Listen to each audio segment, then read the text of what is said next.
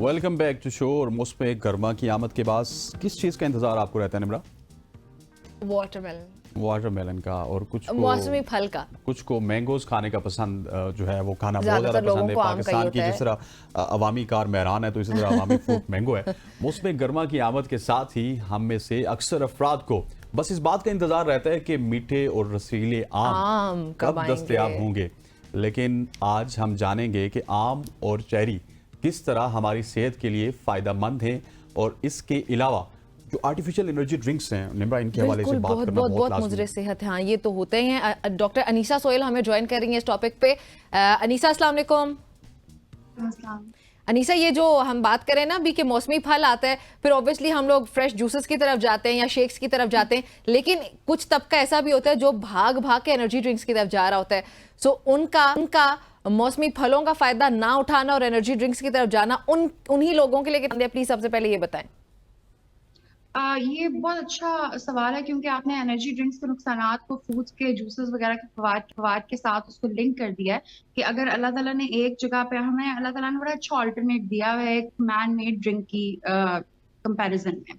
तो अगर हम एनर्जी ड्रिंक्स की बात करें तो उनके काफी सारे नुकसानात हैं, जिनमें से चंद पे मैं बात करूंगी। जो सबसे ज्यादा हाईलाइट होते हैं, कैफीन उसमें बहुत ज्यादा होती है। एक 16 आउंस के कैन में तकरीबन 150 टू 250 ग्राम्स मिलीग्राम कैफीन हो सकती है, जबकि एक एफडीए से अप्रूव्ड ड्रिंक जो होगी, एफडीए से अप्रूव्ड जो एनर्जी ड्रिंक होगी, उसमें सेफ लेवल्स ऑफ कैफीन होते हैं जो कि तकरीबन 12 ग्राम होते हैं या 25 ग्राम, ये उसकी रेंज होती है। तो आप इसका डिफरेंस देख सकते हैं कि कितना ज्यादा डिफरेंस होता है। अब जब आप इतना ज्यादा बल्क में और अनीसा, आपको इंटरप्ट कर रही हूँ माजरत के साथ, क्योंकि बात यहीं पे बनती है। बहुत सारे लोगों को पता ही नहीं होगा कि अप्रूव्ड कौन सी ड्रिंक है कौन सी नहीं है, तो ज्यादातर लोग कुछ भी उठा कर पी लेंगे, which definitely is going to be harmful for them. बिल्कुल, ये एक जनरल चीज मैं बात कर रही हूँ कि हर एनर्जी ड्रिंक में इतने ही अमाउंट ऑफ कैफीन पाया जाता है। तकरीबन 6 से 12 टेबल स्पून शुगर पाई जाती है एक नॉर्मल एनर्जी ड्रिंक के कैन में। ऑल्दो एनर्जी ड्रिंक्स बहुत सारे क्लेम करते हैं कि वो शुगर फ्री हैं या वो जीरो शुगर हैं, लेकिन उसके बरक्स उसमें फिर स्वीटनर का इस्तेमाल होता है। और बहुत रिसेंटली डब्ल्यूएचओ ने ये बताया है, स्टडीज के थ्रू बताया है कि एस्पार्टेम जो एक स्वीटनर है जो कि अक्सर इस्तेमाल होता है एनर्जी ड्रिंक्स में, उसकी एक खास तादाद जो है वो कैंसर कॉजिंग है। और जहाँ पे फिर हम कैंसर कॉजिंग की बात करते हैं, वहीं पे मैं बात करना चाहूंगी हमारे जो फ्रूट्स में हम आज चेरीज की बात कर रहे हैं और मैंगोज की बात कर रहे हैं, तो इन फ्रूट्स में खासतौर पे चेरीज में अल्लाह ताला ने एक कंपाउंड रखा होता है, उसका नाम होता है एंथोसायानिन।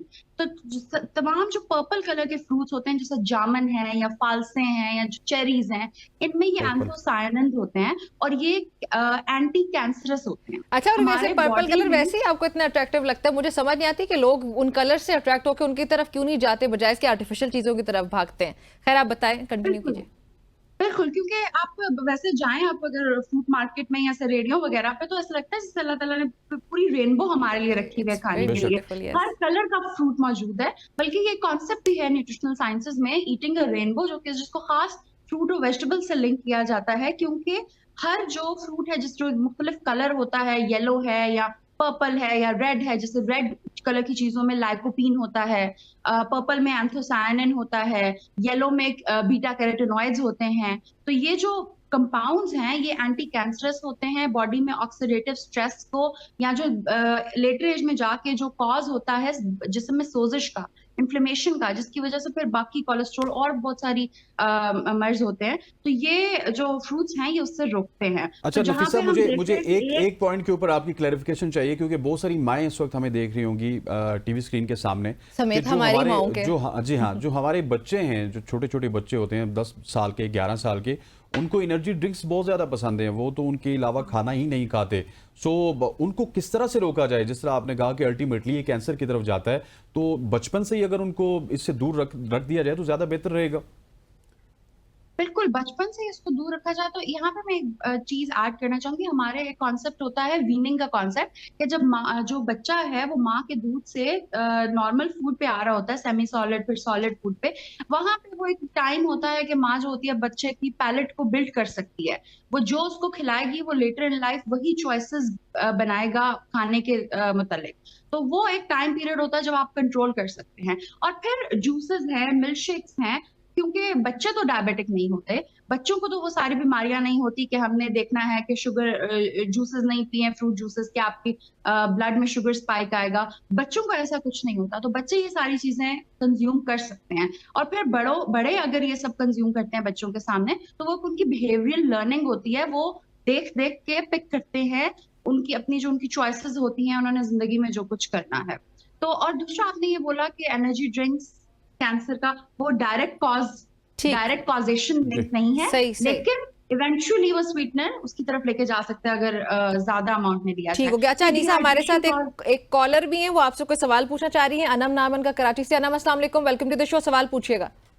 वालेकुम अस्सलाम। मुझे पूछना था कि जो हम मैंगो का जो सीजन होता है, हम इतना शौक से मैंगो खाते हैं, मगर ये कहते हैं कि चीज के साथ हमें दूध पीना चाहिए क्योंकि उसकी वजह से जो दाने निकल आते हैं, तो उसका क्या है, ये मिथ है या इसके पीछे क्या बात है? आप मुझे इसके बारे में बहुत ही अच्छा सवाल है अनीसा कि आम के साथ हम जब आम खाते हैं तो उसके बाद दूध या फिर कच्ची लस्सी दूध के साथ पानी मिक्स करके और हल्का सा नमक डाल के वो लाजमी जी, उसके बाद नहीं तो आपको प्रॉब्लम्स हो जाएंगी। ये कोई मिथ है या ये साइंटिफिकली भी प्रूव है? साइंसेस में खानों की जो गर्म और ठंडी तासीर है, इसका कॉन्सेप्ट नहीं होता। उसमें न्यूट्रिशनल साइंसेस में थर्मोजेनेसिस का कॉन्सेप्ट होता है जनरली स्पीकिंग।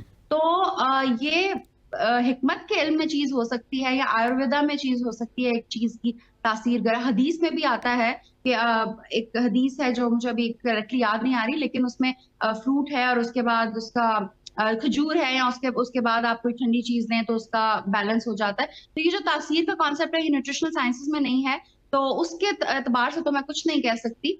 लेकिन आम खाना कितना मुफीद है, ये पूरे पाकिस्तान इस वक्त आपको सुन रहे हैं, उसको बता दें। आम में विटामिन सी की तादाद बहुत ज्यादा। अनीसा, लेकिन फिर भी I will come back to her question कि आप फिर लाजमी नहीं है मतलब दूध वगैरह पीना, क्योंकि ऐसी कोई बात नहीं है, राइट? नहीं, लाजमी नहीं है। ठीक हो गया, वो अनम को आई एम श्योर कि इनको जवाब मिल गया होगा। लेकिन ये आम के हवाले से बताइएगा। मैं एक चीज जरूर कहना चाहूंगी कि आम अगर आप खा रहे हैं और अगर आप डायबिटिक पेशेंट हैं, तो या फिर अगर आपकी फैमिली में डायबिटीज है और अगर 20-21 साल का लड़का या लड़की आम खा रहे हैं और उनकी फैमिली में डायबिटीज है, तो उनको ध्यान रखना पड़ेगा इसकी कंजम्पशन के हिसाब से, इसकी कंजम्पशन को लेके, क्योंकि ये ग्लाइसेमिक इंडेक्स में बहुत ज्यादा होता है, जिसका मतलब ये है कि आप इसको कंज्यूम करते हैं तो आपके ब्लड में शुगर का स्पाइक बहुत जल्दी आता है इससे। तो आपने फिर एक सर्टेन क्वांटिटी में इस्तेमाल करना है आम।